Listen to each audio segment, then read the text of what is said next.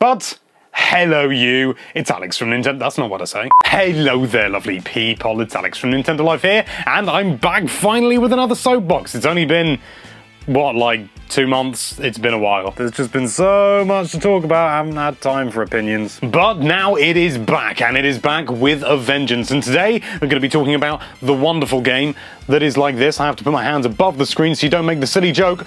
ARMS! Yes, we're going to be talking about ARMS today. And I'm going to be talking about it from the perspective of how many people seem to have been a little bit deflated with it over time. That's not what I mean. People seemed a little bit deflated with it to begin with, but now people are sort of starting to warm to it a little bit more, and it's reminding me of another game. I don't know whether you know, sort of maybe remember something off the top of your head, you know, thinking maybe 2014, you know, maybe the other game that's in the title of this video.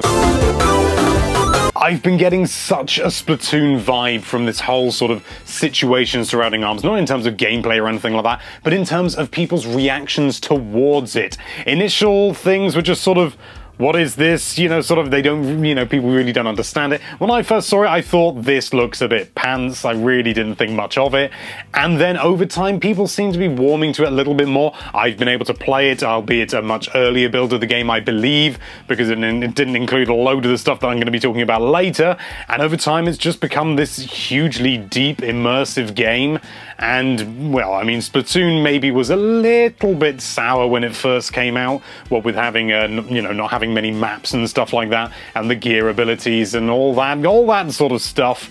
But then over time, it became something truly wonderful. And I'm not saying I want that again for ARMS. I'd much rather it come out all at once at the beginning, maybe with a few updates down the line, but not quite in the same way as Splatoon because, well, as much as it was good, I just sort of would like it all at once. But the game, when we first saw it, looked so basic, and Nintendo were very clear and very quick to say this uses a lot of tact, it's a much more hardcore game, you know, compared to the 1-2 switch that they showed off when talking about the HD Rumble.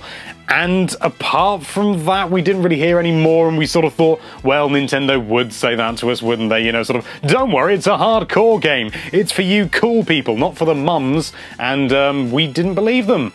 Because, as I said, Nintendo would say that. But now this game has become so deep, and even on the early build that I played, which didn't have all of the abilities that I'm just about to talk about, it still felt much deeper and more engrossing than I think a lot of people really appreciated or even expected in many ways. I mean, I know a number of people who still don't think it looks very good. They think it looks a bit naff, a couple of my colleagues to say the least, but I also know a lot of my colleagues who say they think it looks absolutely fantastic. And I think with the addition of these new abilities that we heard about in the most recent Nintendo Direct, which is what I'm about to get onto now, could be even deeper than we ever thought. So it is not just waggle, waggle, waggle, waggle, it's nothing like that, and it's not just, you know, sort of who can punch the fastest or the hardest.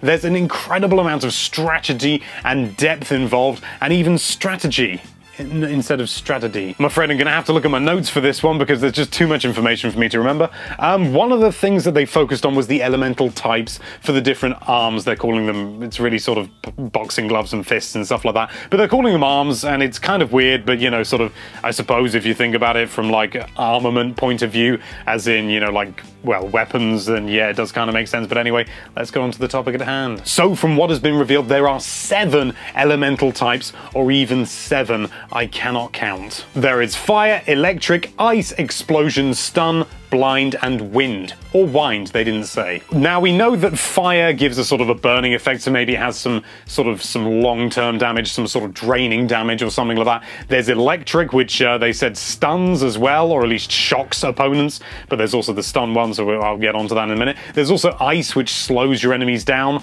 and wind, which, like, picks up your enemies and, like, sort of throws them a greater distance, maybe?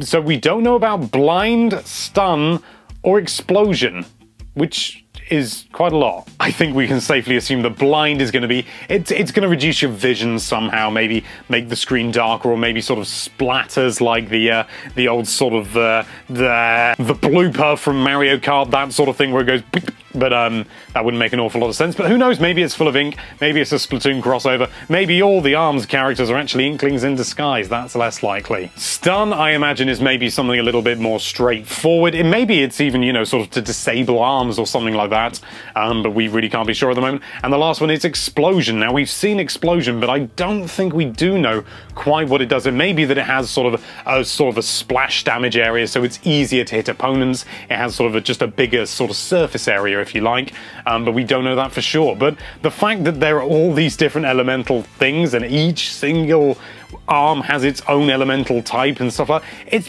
bonkers. The amount of variety there's going to be is absolutely staggering. And that's not even getting onto the abilities. And again, we're seeing more sort of Splatoon vibe in here, where on the surface everything looks very simple, but underneath the layers it becomes incredibly complex and incredibly detailed. And if you've seen any esports of Splatoon, you will know that, goodness gravy, people have got that stuff refined to a T. I should know, I lost tremendously. Okay, now I'm going to very briefly touch on the fighter abilities, because I could make an entire video just about the fighter abilities, but that is not what this is about. This is all about the Soapbox. So without further ado, I'm going to do it as quickly as possible, and I'm going to have to stare over there at my screen. So if you'll please. Springman can deflect attacks when he's charged his weapons. I don't quite know how they sort of brushed over that. It's something to do with the release of energy, but it looks like his weapons are still charged. And also when he's at low health, he gets permanent charge on his arms, if you like. Moving on to Min Min. Min Min deflects when dodging with a sort of like a kick attack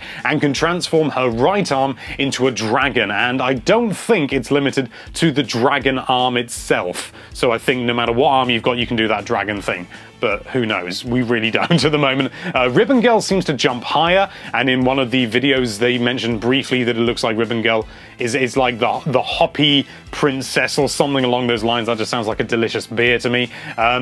Mechanica, I've got to get her name right because I can never remember her name. Mechanica doesn't flinch, so I'm assuming, you know, sort of when you hit Mechanica, unless it's a very powerful one that causes her to fly, then it's not going to make her react. She's just going to be able to continue fighting, which is very, very useful.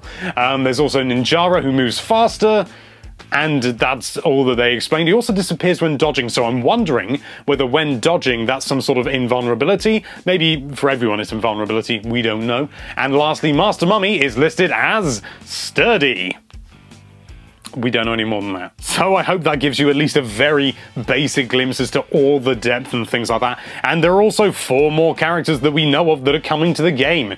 If you missed that, there's a link up there. We found that they were leaked. The lovely people on Reddit found it, and it seems like a really obvious thing that Nintendo should have picked up on, but they didn't. But there is so much to this game now. It's layer upon layer upon layer, just like Splatoon, just like I said, and I honestly think we could be looking at the same situation here. The initial reveal was lukewarm, and then over time excitement sort of built up a bit. People got very excited. It released and it actually delivered. That was the important thing. So it could well be that ARMS could be a flop if they can't deliver, but from what I've played, it looks really, really good. So here's hoping.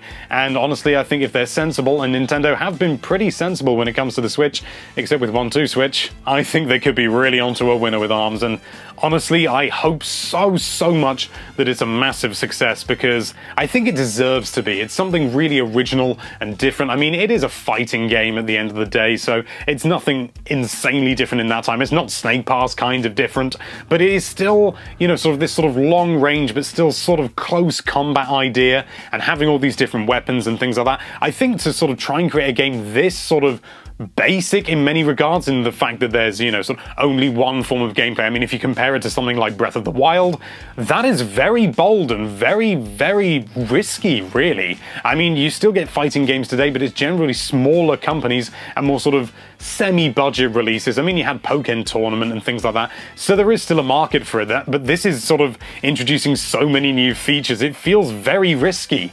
Much like Splatoon, which really tried to take a genre that was established and totally turn it on its head and make it just something wonderful and breathe real, fresh new life into things. And I'm just rambling now. I really, really hope ARMS is successful. I hope it really kicks off, especially in things like the competitive scene, if it can do. I'm not a competitive player. There may be competitive people watching this saying ARMS couldn't possibly be, in which case I apologize for suggesting that, but who knows? You probably haven't played it either, certainly not the final build, so you don't know, so shush! But what do you think? Do you think we're looking at the new Splatoon, or are we looking at the new What's an unsuccessful game? Star Fox Zero, I suppose, although that feels kind of sad to say because I still like that game. I think I like it more than most people. Let us know what you think down there in the comments. Thank you so much for watching. If you like this video, then why don't you look through that selection of different ARMS themed subscribe buttons and choose ours, and be sure to check out nintendolife.com for all sorts of lovely Nintendo related content. Thank you again for watching. Bye bye.